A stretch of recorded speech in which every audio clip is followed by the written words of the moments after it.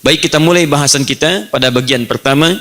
Kita akan bahas secara singkat namun padat pembahasan tentang kitab As-Siyam, hal-hal terkait dengan pembahasan puasa. Supaya pembahasan kita lebih argumentatif, saya akan coba hadirkan satu contoh kitab yang menjadi rujukan. Ini sederhana, banyak jilidnya, hanya satu jilid saja. Kemudian jumlah halamannya pun tidak terlampau tebal. Jadi kita bisa keluarkan setiap tematikal pembahasannya agar teks terkait yang dituliskan di buku ini bisa kita baca dalam pembahasan-pembahasan yang kita butuhkan. Ini cukup lengkap, bisa dikeluarkan dan dibahas. Namanya kitab As-Siyam, karangan Syekh Mustafa Abdul Aziz At-Tarablusi. Saya hadir masuk ke toko kitab, ini cukup rumit didapatkannya, ya, tapi alhamdulillah bisa didapati dan tersisa tinggal satu kitab saja di toko itu. Ya. Ini insya Allah kalau nanti diperkenankan bisa dikopi, Anda boleh kopi, dan ini masih asli, sama dengan aslinya. Ya, masih berbahasa Arab. Ya. Baik. Untuk itu kita bahas, ya. Untuk itu kita bahas. Saya selalu katakan kalau ada sesuatu yang belum kita dapati atau belum kita kuasai, jangan menyerah dulu. Karena kita itu manusia yang luar biasa. Saya sering katakan pada Anda bahwa manusia itu saat diciptakan oleh Allah, diberikan perangkat pengetahuan yang sangat luar biasa. Bahkan memorinya paling minimal itu 100 juta gigabyte. Nabi Adam saat diciptakan oleh Allah, kemudian ditampilkan penciptaannya dan kemampuan pengetahuannya di hadapan langsung malaikat dan jin, itu yang pertama kali dicek memorinya. Quran surah kedua Al-Baqarah ayat 31, paling kiri sebelah atas. Wa 'allama Adam al-asma'a kullaha. Kami ajarkan kepada Adam semua nama jenis benda. Semua jenis benda yang ada di semesta. Kemudian diminta oleh Allah di ayat 33 untuk disampaikan. Ayo sebutkan ini, sebutkan itu. Anda bayangkan, saya mau tanya pada Anda, berapa jumlah benda di semua alam semesta? Taib. Sederhana ya. Jawaban malaikat pada saat itu wallahu a'lam. Jawabannya pada saat itu wallahu. Ayat 32-nya, qalu subhanaka la ilma lana illa ma 'allamtana. Ya Allah, maha suci Engkau, kami tidak tahu kecuali apa yang telah Engkau ajarkan kepada kami. Bahasa singkatnya, wallahu a'lam. Malaikat bisa jawab wallahu a'lam. Malaikat tidak pernah salah, tidak bermaksiat. Quran surah 66 ayat ke-6, la ya'sunallaha ma amarahum wa yaf'aluna ma yu'marun. Mengerjakan sesuai perintah, tidak pernah maksiat. Ditanya tidak tahu, wallahu a'lam. Anda bukan malaikat. Potensi maksiatnya cukup banyak, taatnya bisa menurun. Ditanya luar biasa. Nah, karena itu kita kembalikan ke sini. Ketika disebutkan qala ya Adamu ambihum, Adam sebutkan, tampilkan pada mereka, sampaikan bisa disebutkan. Karena itu para pakar menyebutkan, menganalisis di antara ayat ini, kesimpulannya manusia itu punya potensi yang sangat luar biasa. Bahkan dalam keadaan tertentu, potensi terpendamnya itu bisa aktif dan kadang di luar nalar yang sekali kita lihat dalam kehidupan. Kayaknya nggak seperti ini gitu. Saya sering katakan pada Anda, kecepatan larinya berapa, Mas? Allahu a'lam. Kayaknya kalau yang seperti ini tidak harus wallahu a'lam gitu ya. Baik, misal ambillah contoh 60 km per jam. Begitu lari 60 km per jam, cukup lumayan cepatnya. Baik, normal. Di belakang Anda ada singa. Bisa 140 km per jam. Luar biasa. Bisa berlipat kecepatannya dan tiba-tiba tenaga itu muncul. Gambaran untuk mahasiswa, teman-teman yang belajar. Kok bisa pelajaran sehari-hari agak telat, begitu besok mau ujian, malam menghafal, bisa hafal tuh satu buku. Itu kemampuan dari mana gitu kan? Dia ada sesuatu yang luar biasa. Saya sering sarankan kalau Anda belum bisa menguasainya saat ini, jangan simpulkan bahwa Anda tidak bisa mendapatinya. Kopi dulu aja, bawa ke rumah, pelajari dengan baik. Kalau bukan Anda, anak Anda yang akan membacakan pada saatnya. Jelas ya? Ini kitabnya namanya As-Siyam. Kita bahas dua hal dulu dari kitab ini. Pertama, tentang dasar puasa. Nanti kita uraikan. Yang kedua tentang makna Ramadan. Makna Ramadan. Kalau masih ada waktu kita bahas ketentuan dan syarat. Karena dalam setiap ibadah syarat dan ketentuan berlaku. Baik. Salat ada ketentuannya? Ada syaratnya? Ada haji ada ketentuannya? Ada syaratnya? Ada nikah ada ketentuannya? Ada syaratnya? Ada syarat dan ketentuan berlaku. Taib, kita mulai bagian pertama. Kita agak cepat karena kita hanya punya waktu untuk bagian pertama ini. Kita mulai sampai dengan menjelang Isya insyaallah. Taib, bismillahirrahmanirrahim. Saya turunkan teorinya sebentar sebelum ke kitab. Ikhwas sekalian, saudara-saudariku, penting diketahui bahwa setiap hal yang terkait dengan ibadah, kaidah sederhananya mesti memiliki dasar yang disebut dengan dalil. Ini kaidah ibadah. Jadi sepanjang sesuatu disebut dengan ibadah, ditunaikan untuk mengharap ridha Allah Subhanahu wa taala, memiliki ketentuan dan cara tertentu, maka patokan utama dia mesti punya dalil, mesti punya dasar, disebut dengan dalil namanya. Paham? Dan ketika Allah Subhanahu wa taala memerintahkan Nabi untuk mengerjakan apapun dalam bentuk ibadah, itu selalu diawali dengan dasar yang diturunkan. Muhammad, kerjakan ini. Tiba saatnya lakukan ini. Hei orang beriman, kerjakan ini. Hei orang beriman, tinggalkan ini. Nah, ulama sepakat ketika turun ketentuan itu, maka berlaku hukum ibadah yang dimaksudkan. Dengan 5 hukum utama. Nanti ada wajib, ada sunnah, ada mubah sebelumnya, ada makruh, ada haram. Semua ini dikemas dalam bentuk dalil bila terkait dengan persoalan ibadah. Jadi sederhana, kalau Anda ingin mengerjakan sesuatu sifatnya ibadah, cek dalilnya ada enggak? Paham ya? Baik, jika ada dalil, kerjakan.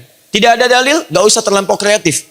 Ya, jangan menyusahkan diri sendiri. Allah memberikan batasan itu supaya hidup kita mudah. Cukup kerjakan ini, aktualisasikan nilainya dalam kehidupan, jangan membuat repot diri sendiri. Jika ada, kerjakan, tidak ada, cukupkan sampai di situ. Dan nanti jenis dalil jangan disimpulkan terbatas. Ada dari Quran dan Sunnah sebagai yang utama, ada nanti ijma' dari para ulama, ada qiyas nanti, dan ada turunan-turunan yang lainnya. Begitu turunannya ada, maka ada kemudahan bagi kita untuk mengerjakannya. Paham sampai sini? Baik. Jadi urusan agama, ibadah, patokannya apa?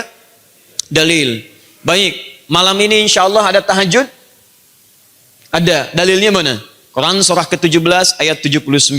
Hadis riwayat Al-Bukhari nomor hadis 2008. Besok sebelum subuh ada salat 2 rakaat? Ada. Dalilnya mana? Hadis riwayat Muslim nomor hadis 724. Besok ada peluang menunaikan rawatib? Ada. Berapa rakaat? 12 rakaat. Dalilnya mana? At-Tirmidzi nomor hadis 414. Jadi begitu ada turunan dalil, ada kebolehan bagi kita mengerjakannya. Paham? Baik, ba'da salat subuh teman-teman sekalian, ada enggak salat 2 rakaat? Tidak ada. Dalilnya mana? Enggak perlu pakai dalil, memang enggak ada dalil. Jelas ya? Ketika dalilnya tidak ada, maka tidak berlaku kewajibannya.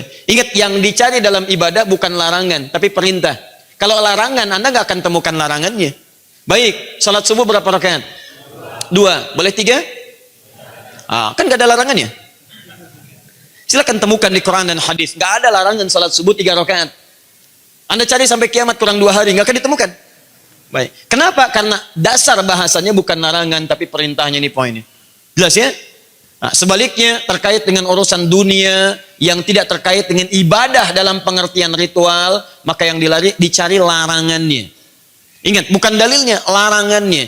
Jika hal itu tidak terkait dengan ibadah dalam konteks ritual, maka yang dicari larangan, bukan perintahnya. Jangan dibalik. Ya? Anda setelah ini haus, kemudian datang ke Ihsan Mart, tiba-tiba ingin beli OIC. Begitu mau beli, Mas, OIC 1, dalilnya mana ayo? Nggak akan ketemu.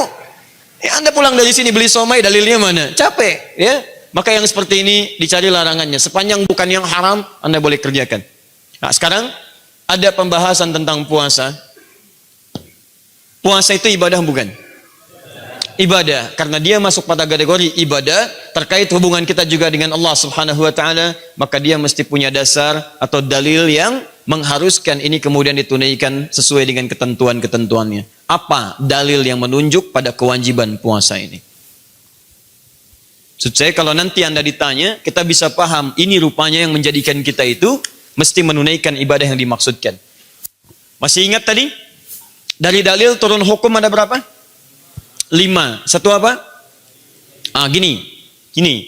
Kalau ingin cepat memahami hukum, tarik garis begini. Kemudian beri titik di tengah-tengah. Atau garis. Di tengah ini tuliskan M, mubah. Garis kanan, kalau geser ke kanan, ambil positif ke sini, ambil negatif ke sini. Kalau geser ke kanan, naikkan sedikit sini sunnah. Sampai sini lagi wajib. Geser ke kiri jadi negatif ke sini, mubah, turun sini makruh. Jelas? Tidak ada larangan, cuma tidak disukai. Dosa sih enggak, cuman Allah enggak suka. Baik, Anda mengerjakan itu, cuman dosa sih enggak, cuman Allah enggak suka. Kalau Allah enggak suka, bagaimana rahmat bisa turun kepada Anda? Jelas ya? Anda mau bertamu pada seseorang, orangnya enggak suka.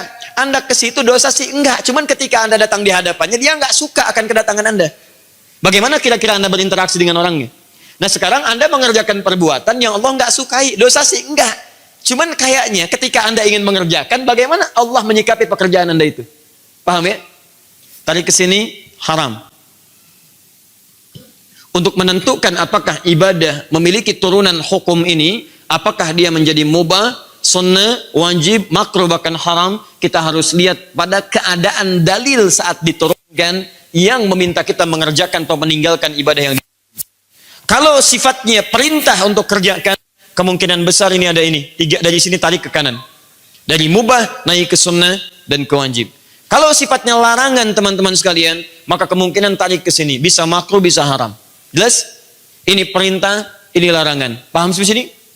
Baik, sekarang kita praktekkan ini ke dalam konteks puasa. Kita lihat apakah itu sifatnya perintah atau larangan.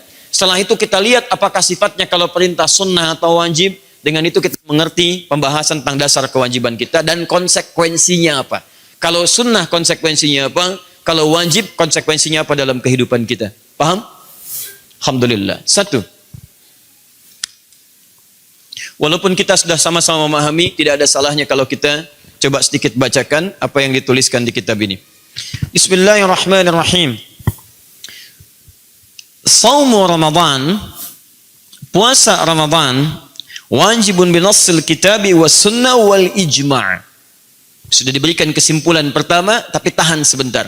Puasa Ramadan itu dalilnya ada di Alkitab, Al-Quran. Kemudian as-sunnah, sunnah Nabi SAW. Dan ketiga, ijma', kesepakatan para ulama dalam satu hukum tertentu yang tidak bisa dibantah lewat aspek-aspek yang lainnya. Kita lihat pertama, dalilnya dari Al-Quran, surah kedua Al-Baqarah ayat 183. Quran surah kedua ayat 183. Perhatikan redaksinya. Saya ajarkan Anda sedikit untuk membaca bahasa-bahasa Al-Quran. Lihat baik-baik. Ya ayyuhalladzina amanu. Hei orang-orang yang telah menyatakan dirinya beriman kepada Allah Subhanahu wa taala. Fokus ya. Lihat baik-baik. Kutiba alaikumussyam. Redaksinya menggunakan bentuk pasif. Kutiba alaikumussyam. Kutiba ada. Kutiba ada. Fokus. Kalau ada bentuk kata seperti ini, kutiba kemudian menggunakan kata ala, saya berikan rumus cepat, maka pemaknaan pertama bisa dipastikan secara umum ini menunjukkan bentuk kewajiban. Jika kalau ada bentuk kutiba ala, furida ala, itu umumnya menunjuk makna kewajiban, sesuatu yang wajib.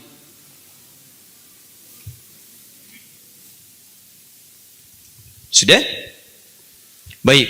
Jika saya ulang, ada ayat Al-Quran atau hadis Nabi SAW, ketika disampaikan menggunakan kata farada, menggunakan kata kataba atau kutiba, itu secara umum, maka kaidahnya umumnya menunjukkan makna wajib. Jelas? Saya ulang, umumnya menunjukkan makna apa? Wajib. Jadi ketika Allah menyampaikan ya ayyuhalladzina amanu kutiba ala, begitu menggunakan kata kutiba ala, ada kata kutiba ala, setiap kata yang diawali dengan kata kutiba, bila dia berbentuk perintah, maka menunjukkan makna kewajiban, sesuatu yang wajib. Tahan. Paham sampai sini? Baik. Jadi kalau kalimatnya menggunakan kata kutiba ala, hukumnya apa? Wajib. Karena petunjuknya menunjukkan makna wajib, maka tarik hukumnya dengan turunnya ayat ini, hukumnya puasa memiliki hukum wajib berdasarkan turunnya ayat ini menggunakan redaksi kutiba ala. Paham di sini? Baik. Satu. Ya ayyuhalladzina amanu kutiba alaikumussyam. Hai orang-orang yang beriman, langsung terjemahannya disebutkan diwajibkan atas kalian menunaikan puasa. Dari mana datangnya kalimat diwajibkan atas kalian? Karena setiap bentuk kata kutiba maknanya wajib. Karena itu langsung dipahami, karena maknanya wajib, maka hukumnya pun langsung disimpulkan. Hukum puasa saat ayat ini turun bukan menunjuk pada puasa sunnah, bukan puasa Senin, bukan puasa Kamis, bukan puasa Daud, bukan puasa Ayyamul Bid, tapi puasa khusus yang memiliki hukum wajib. Paham? Puasa Senin hukumnya apa? Puasa Kamis hukumnya apa? Sunnah. Puasa Daud hukumnya apa? Silakan cek hadis-hadisnya. Kalau Anda kemudian mendapati hadisnya, Anda tidak akan temukan kalimat kutiba melekat di sana dengan menunjuk penegasan makna kewajiban. Jadi saya ingin sampaikan pada Anda, ketika ayat ini turun menggunakan kata kutiba, yang dimaksud bukan puasa-puasa yang sunnah, tapi yang dimaksud puasa berhukum wajib. Paham? Baik, konsekuensinya wajib. Bila dikerjakan, dapat apa? Pahala. Ini kaidah fikihnya. Bila dikerjakan, dia mendapat pahala. Bila sengaja ditinggalkan, mendapat apa? Dosa. Ringan sekali, dosa. Masya Allah. Tahan sampai sini. Dikerjakan dapat apa? Pahala. Ditinggalkan dapat apa? Dosa. Baik, saya ambil contoh yang lain. Setiap ada turunan kata kutiba, kataba, kitab, ini menunjukkan sesuatu yang apa? Wajib. Buka Quran surah keempat ayat 103, paling kanan pertengahan. Fa idza qadaytumus salata fadhkurullaha qiyaman wa qu'udan wa 'ala junubikum fa idza tma'nantum fa aqimus salah innas salata kanat 'alal mu'minina kitaban mawquta. Kewajiban yang telah ditetapkan waktunya. Begitu ayat ini menggunakan kata kitab, turunan dari kata kutiba, kataba, ini menunjukkan yang dimaksud salat wajib. Jelas? Salat ketika turun kalimatnya menggunakan turunan kata kataba, kutiba, kitab, hukumnya wajib. Jadi kalau salat wajib, berapa waktunya? 5 waktu, subuh, zuhur, asar, maghrib, isya. Jadi konsekuensinya sama dengan yang ini. Dikerjakan dapat pahala, ada yang meninggalkan dapat apa? Dosa. Kalau pahala, tempat muaranya apa namanya? Surga. Baik. Kalau dosa, muaranya apa namanya? Neraka. Kalau bicara surga neraka bukan di dunia, bicaranya akhirat, saat pulang ke akhirat. Ini bekal yang dibawa. Jadi seakan-akan Allah ingin memberikan gambaran kepada kita. Duhai yang ingin punya banyak pahala, yang ingin cepat masuk surga, ini saya turunkan amalan yang dengan ini banyak peluang Anda untuk mendapatkan bekal-bekal ke surga. Tapi kalau nggak mau, silahkan aja. Kalau memang Anda sudah pengen ngapling tempat di neraka. Paham? Baik, itu cara memahami singkatnya. Di ketika Allah menurunkan perintah puasa, ingat, hakikatnya Allah bukan ingin memberikan beban kepada kita, tapi ingin mewujudkan harapan orang-orang yang mencita-cita masuk surga. Jelas ya? Coret. Bagian pertama kita dapatkan. Sekarang, siapa yang dapat kesempatan untuk menunaikan puasa ini yang berhukum wajib? Ya ayyuhalladzina amanu, duhai para pemilik iman. Pemilik imannya menggunakan kata alladzina, alladzina disebutkan sebanyak 1080 kali dalam Al-Quran. Secara singkat, jika kalimatnya menggunakan kata alladzina, huruf sambung menunjuk pada subjek bahkan objek, ini dalam bahasa Arab secara singkat menunjuk makna luas tanpa batas. Kalau dalam konteks ibadah, sepanjang dia sudah memasuki masa baligh.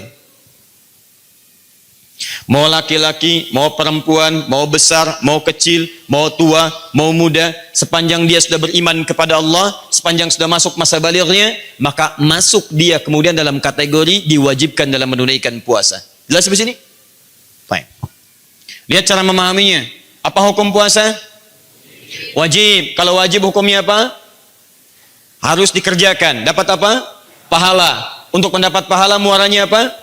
Surga. Saya buat persamaannya. Begini cara memaknainya.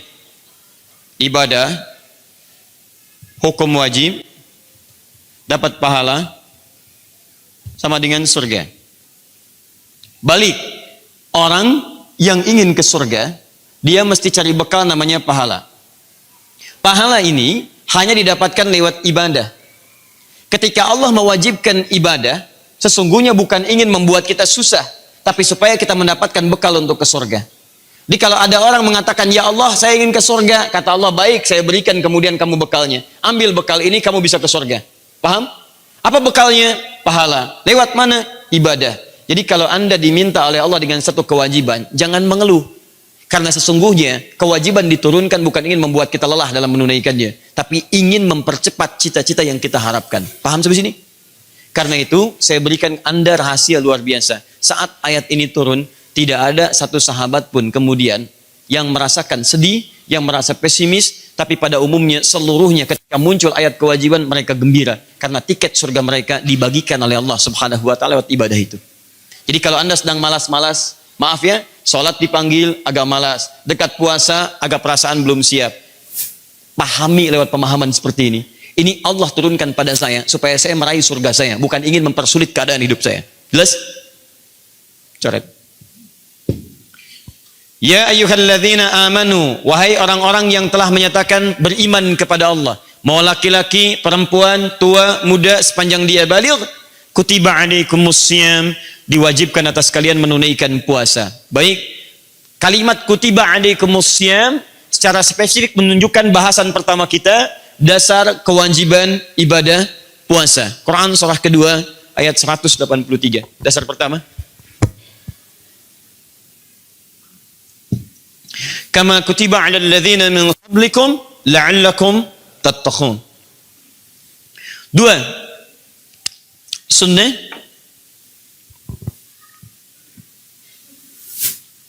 Sudah? Hadis riwayat Muslim nomor hadis ke-8. Saya ambil yang paling ringan. Di Al-Arba'in diambil lagi oleh Imam An-Nawawi, dicantumkan pada posisi hadis nomor 2. Ketika malaikat bertanya pada Nabi sallallahu alaihi wasallam, "Mal Islam?" Apa pokok-pokok keislaman? Dasar-dasar keislaman, hal yang wajib dalam Islam. Maka Nabi menjawab 5 persoalan pada saat itu. Perhatikan pokoknya. 1, an tasyhada an la ilaha illallah wa anna Muhammadar Rasulullah. Engkau bersyahadat, mengakui hanya Allah Subhanahu wa taala Tuhan yang layak disembah, dan cara menyembahnya lewat tuntunan Muhammad utusan Allah sallallahu alaihi wasallam. Paham? Baik, Muhammad sallallahu alaihi wasallam diutus oleh Allah mengajarkan pada kita bagaimana cara menyembah Allah Subhanahu wa taala. Jelas sampai sini? Tayyib. 2, wa tuqimas salat. Jadi kalau ada orang kemudian mau masuk Islam, dia salat tapi tidak syahadat, tidak sah keislamannya.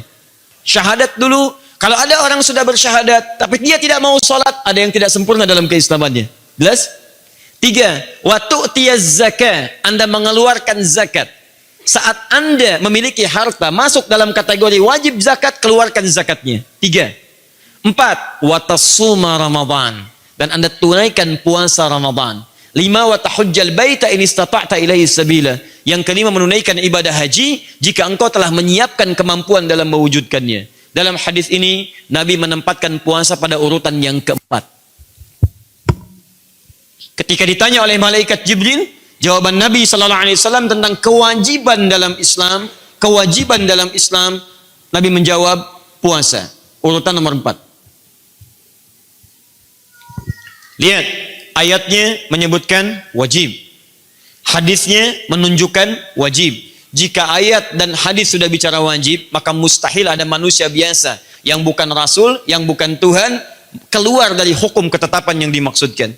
Maka semua ulama sepakat, karena ayatnya menyampaikan wajib, hadisnya mengatakan wajib, maka semua tidak ada perbedaan pendapat dari kalangan ulama, hukum puasa berdasar 2 sumber dalil ini, hukumnya wajib. Kesepakatan para ulama tanpa perbedaan pendapat di dalamnya, itu disebut dengan ijma' namanya. Baik.